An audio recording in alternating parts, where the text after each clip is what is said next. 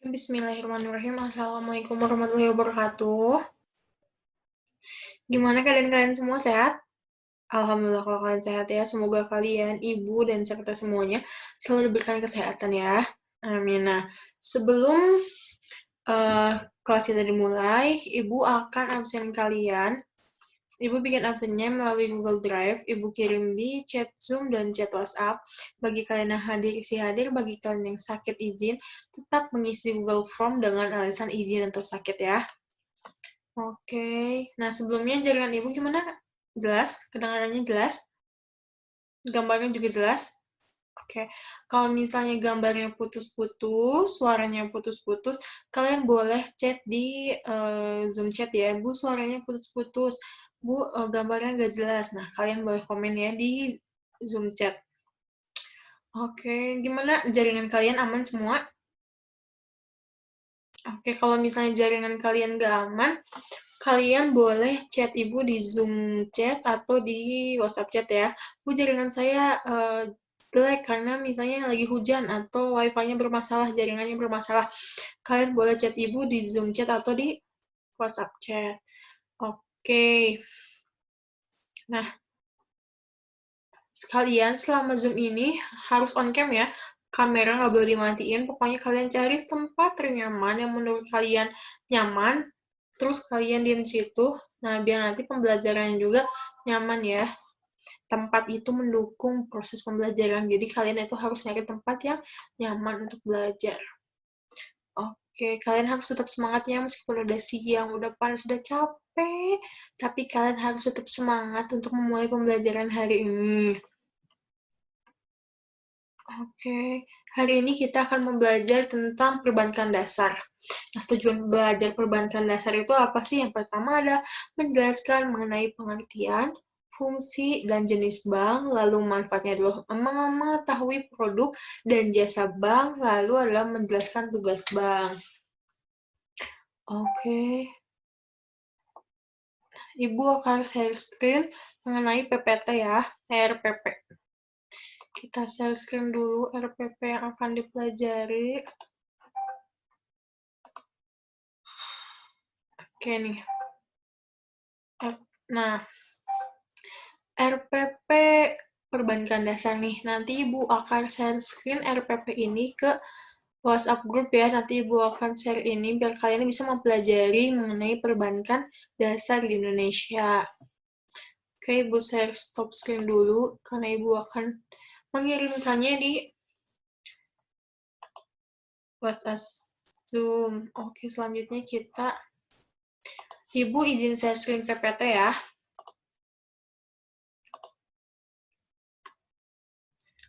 Sebelumnya, apakah PPT Ibu terlihat? Terlihat ya PPT Ibu? Oke, kalau misalnya PPT Ibu sudah terlihat, kita memulai pembelajaran ini, yaitu materinya perbankan dasar dan jenis bank di Indonesia. Oke, sebelumnya ada yang tahu nggak sih perbankan dasar itu apa? Ya, boleh Putri. Gimana Putri? Perbankan dasar itu apa? Betul banget ya, betul banget Putri nih. Selanjutnya kita lihat di sini. Nah, jenis bank dan kantor bank. Dunia perbankan mengalami perkembangan dari waktu ke waktu. Bank berkembang dari tipe yang sederhana menjadi tipe yang modern. Sehingga saat ini bank mengalami perkembangan dengan kemunculan ragam jenis bank dengan fokus kegiatan bervariasi. Nah, kegiatan yang dilakukan oleh setiap bank ini tidak sama atau bank terbagi menjadi beberapa jenis. Nah, selanjutnya ada jenis bank dari berbagai sudut pandang. Yang pertama ada berdasarkan kepemilikannya. Sebelumnya ada yang tahu nggak sih bank berdasarkan kepemilikannya itu ada berapa dan apa aja? Nah, betul banget. Berapa Put? Ada 4. Yang pertama ada apa? Bank milik pemerintah. Yang kedua ada bank milik swasta, bank milik asing, dan bank milik campuran. Betul ya, Put? Nah, tadi yang dikatain Putri itu benar banget ya. Nah, selanjutnya ada berdasarkan fungsinya. Berdasarkan fungsinya ada berapa yang tahu? Ya, betul banget. Nah, selanjutnya kita lihat aja ya di sini biar lebih jelasnya. Nah, berdasarkan pemilihannya itu ada 4, yang tadi Putri bilang bener ini ya. Yang pertama ada bank milik pemerintah. Nah, bank milik pemerintah ini adalah bank yang akta pendirian dan modalnya ini dimiliki oleh pemerintah, sehingga keuntungannya dimiliki oleh pemerintah pula. Nah, jadi bank milik pemerintah ini modal dan keuntungannya itu sepenuhnya dimiliki oleh pemerintah. Nah, ada yang tahu nggak bank milik pemerintah ini contohnya apa? Boleh sih, gimana sih? Nah, betul banget ya, kata Silmi contohnya adalah BNI, BRI, Mandiri. Nah, betul banget ya. Nah, itu adalah salah satu contoh dari bank milik pemerintah. Selanjutnya ada bank milik swasta.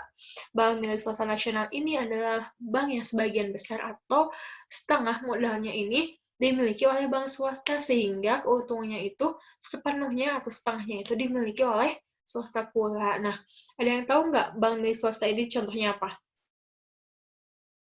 Iya, boleh, Mut. Apa, Mut? Betul, kata Muti BCA. Apalagi? Danamon. Nah, betul banget ya. BCA, Danamon itu salah satu bank milik swasta nasional. Nah, selanjutnya ada bank milik asing. Nah, bank jenis ini merupakan cabang dari bank yang ada di luar negeri, baik milik swasta asing maupun milik pemerintah asing. Nah, selanjutnya ada bank milik campuran. Bank milik campuran ini adalah saham bank ini dimiliki oleh bank pihak asing dan pihak nasional. Kepemilikan sahamnya juga ini tuh mayoritasnya dipegang oleh warga Indonesia. Oke, selanjutnya ada bank sentral. Ada yang tahu nggak bank sentral itu contohnya apa? Boleh Mita, apa Mita? Nah, benar banget ya. Contohnya adalah Bank Indonesia. Kalau bank umum contohnya apa?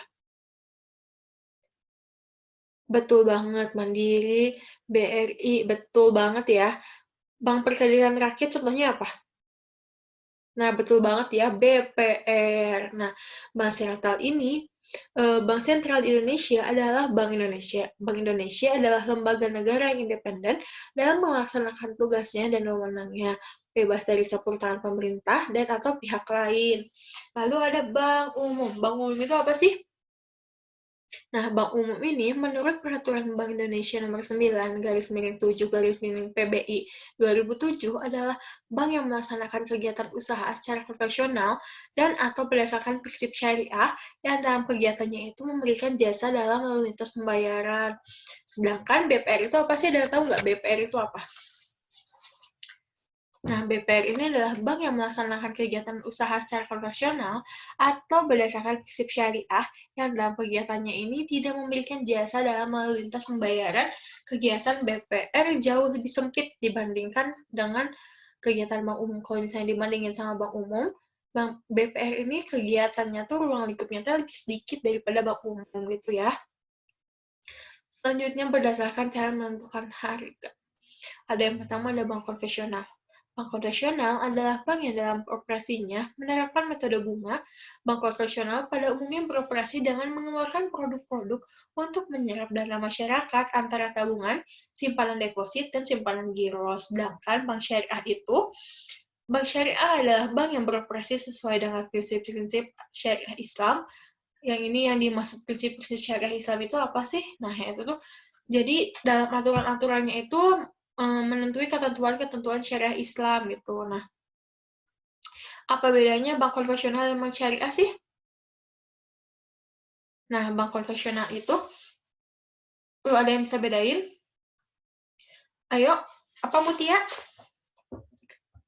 Betul banget ya, kalau bank konvensional itu menerapkan metode bunga, sedangkan bank syariah itu tidak menerapkan metode bunga. Betul ya, Muti? Oke, selanjutnya ada berdasarkan statusnya. Yang pertama ada bank devisa, yang kedua ada bank non-devisa. Apa bedanya? Ada yang tahu nggak? Apa perbedaan bank devisa dan bank non-devisa? Ayo, ada yang bisa jawab? Oke, Salsa gimana Salsa? Betul, bank devisa itu bisa transfer ke luar negeri. Kalau bank non-devisa tidak bisa transfer ke luar negeri. Nah, betul banget lah, betul banget ya. Jadi, bank devisa ini merupakan bank yang dapat melaksanakan transaksinya ke luar negeri atau yang berhubungan dengan mata uang asing. Sedangkan bank non-devisa ini, bank yang belum mempunyai izin untuk melaksanakan transaksi sebagai bank devisa, sehingga tidak dapat melaksanakan transaksinya seperti halnya bank devisa. Betul. Lalu ada jenis dan syarat pembukaan kantor bank. Ada apa aja sih?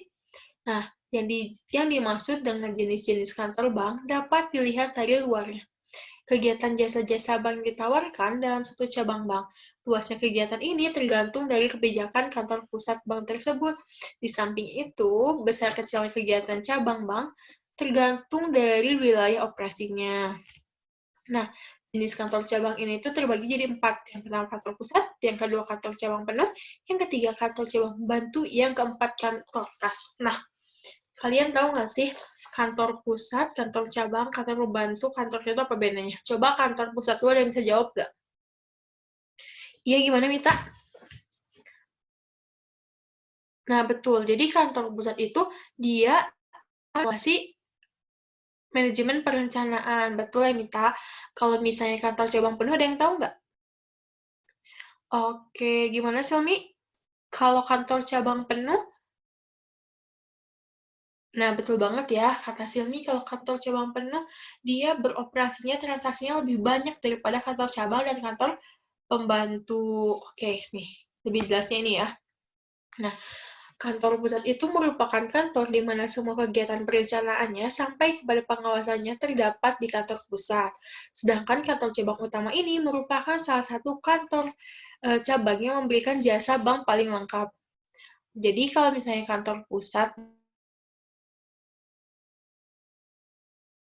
dan kantor, siapa yang mau? Sisil, silahkan gimana Sisil?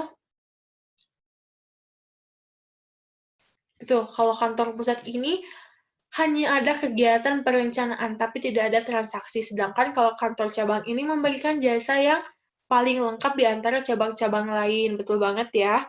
Selanjutnya ada kantor cabang pembantu dan kantor kas.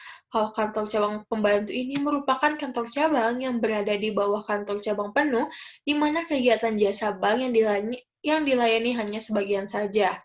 Sedangkan untuk kantor kas yaitu kantor bank yang paling kecil, di mana kegiatannya hanya meliputi teller atau CS saja. Nah, jadi kalau kantor cabang pembantu ini, dia ada CS dan teller, sama kayak cabang utama, hanya kalau misalnya kantor cabang pembantu ini dia CS dan tellernya itu lebih sedikit daripada kantor utama. Nah, tapi di kantor cabang ini dia bisa melakukan transaksi apapun. Sedangkan kalau kantor kas ini dia cuma bisa ada teller dan kasirnya aja gitu.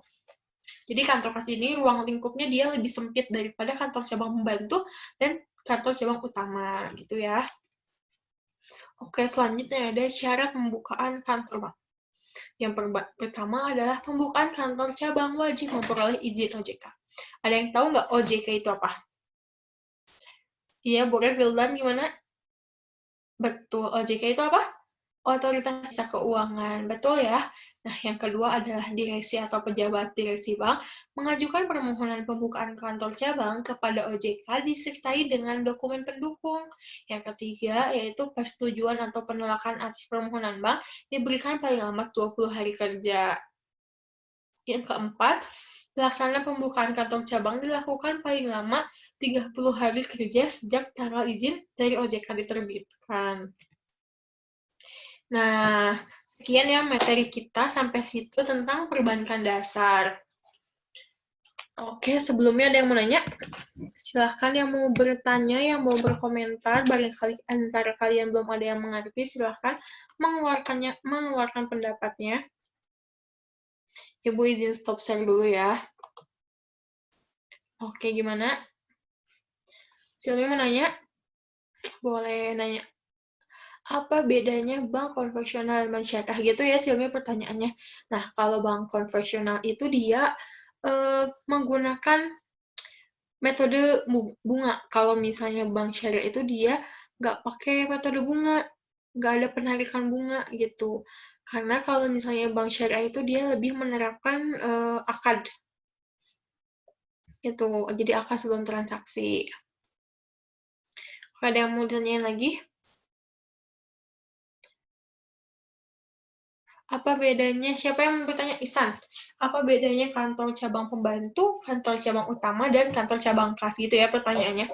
Nah, kalau kantor cabang utama itu dia bisa melayani semua transaksi, terus CS, tellernya itu lebih banyak dibandingkan kantor cabang gitu. Kalau misalnya kantor cabang itu dia bisa melayani semua transaksi, hanya saja CS dan tellernya itu terbatas gitu, kayak cuma 2 orang CS, 2 orang teller, sedangkan kalau cabang utama itu misalnya tellernya 5, CS-nya 5, sedangkan kalau misalnya kantor kas itu dia hanya melayani apa ya, melayani transaksi kas saja, kayak cuman ada tellernya aja gitu, nggak ada customer service gitu. Jadi ruang lingkupnya itu kalau kantor kas itu lebih sedikit daripada kantor cabang utama dan kantor cabang pembantu.